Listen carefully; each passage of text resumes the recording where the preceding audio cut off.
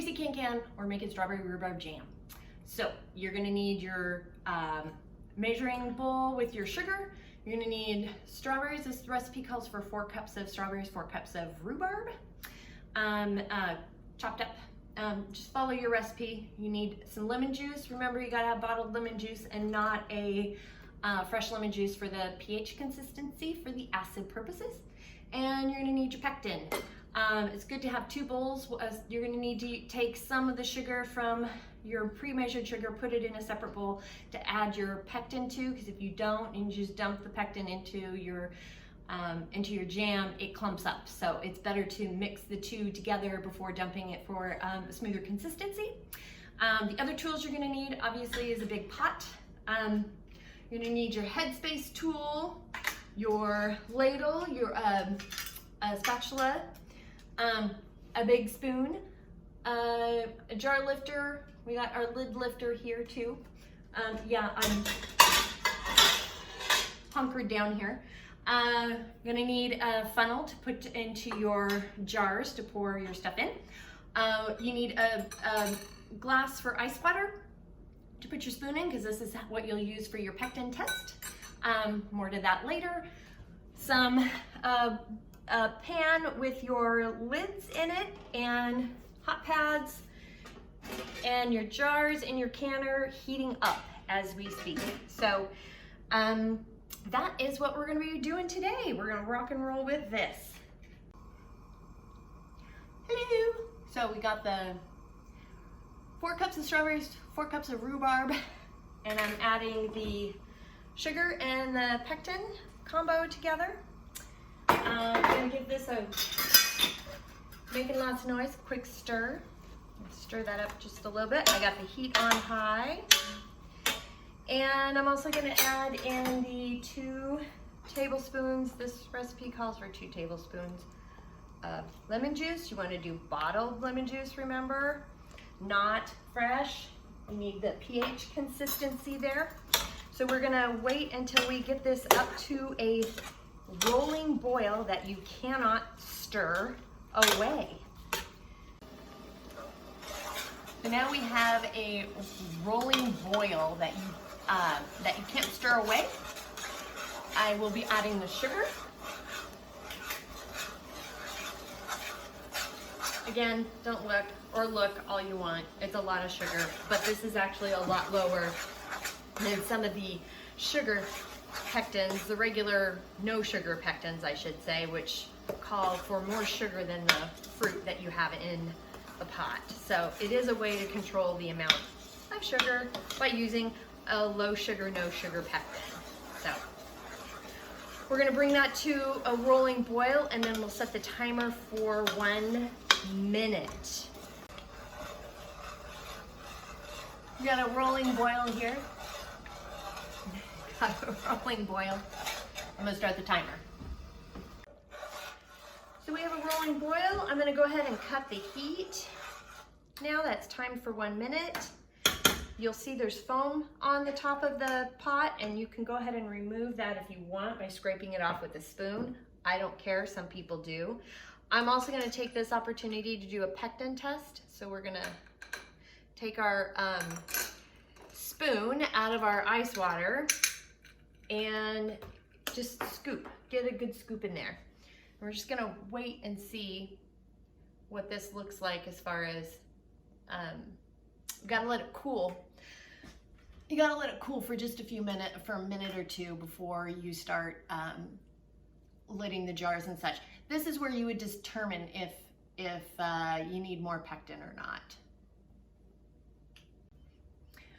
Okay, so it's cooled, and I do like the amount of thickness that I have here. It looks pretty good for me and for my family's interests. Some people don't care how thick it is. I do. And this works well for me, so I'm not gonna add any more pectin. So now we're gonna go ahead and lid or pour the stuff into the jars. Here we go. So go ahead and grab, I've got jars warming inside the canner. So you don't want to put a hot liquid inside a hot jar. Add your funnel, and I'm gonna give it a good stir here real quick and start pouring into the jar.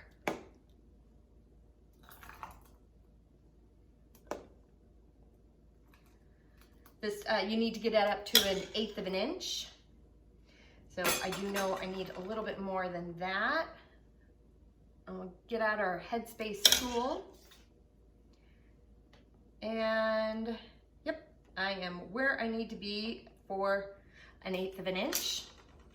I'm gonna take my paper towel, dip it into the lid water, and clean the rim. Get my lid lifter, carefully place on top of the cleaned rim. Grab your ring, and I'm gonna grab this little paper towel here because these are hot jars, and just give it a good tightening, hand tightening. That's all you need to do.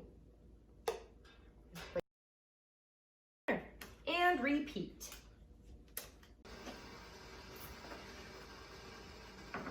So you notice that I've got 3 pints and a half pint, and then I did have this much left, which is very hot, but it's not enough to can. It's not hot enough in the jar. So I'll set that aside, and we'll just probably eat that later. I also didn't bubble. I find it difficult to bubble with hot jam, and I get fine seals with that bubbling jam because it sets up so fast. But the National Center for Home Food Preservation recommends bubbling, so you use your own judgment on that one with jam. We're gonna go ahead and carefully lower this into the water bath canner. I'm gonna go ahead and do a quick measure. Yep, we're doing good. Got enough water in there covering. We have well over 1 inch of water. We almost have 2 inches of water in there. And we'll cover the canner, and we bring it to a boil.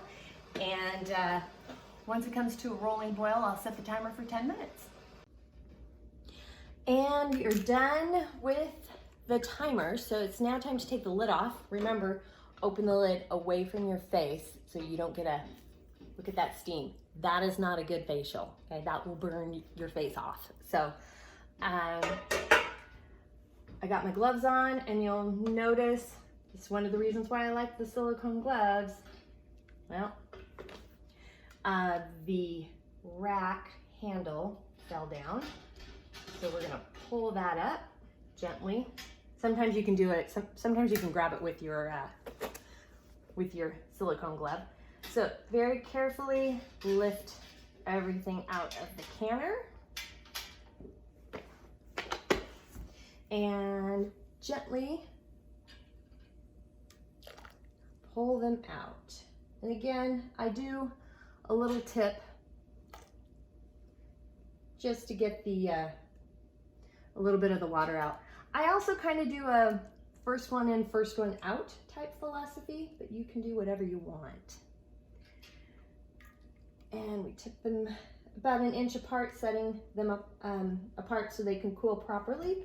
And remember, don't touch the lids, don't touch the lids, don't touch the lids. Also, leave it be for 12 to 24 hours and let it cool on its own, and don't add a fan or anything, try to quick cool. So that is strawberry rhubarb jam. If you have any questions, comments, suggestions, concerns, by all means reach out to me on Facebook at Stacey Can Can. Instagram, you can at me at Stacey Can Can. My website, www.staceycancan.com, and email info@staceycancan.com. Great chatting with you and sharing with you, and I really hope you have a great canning season.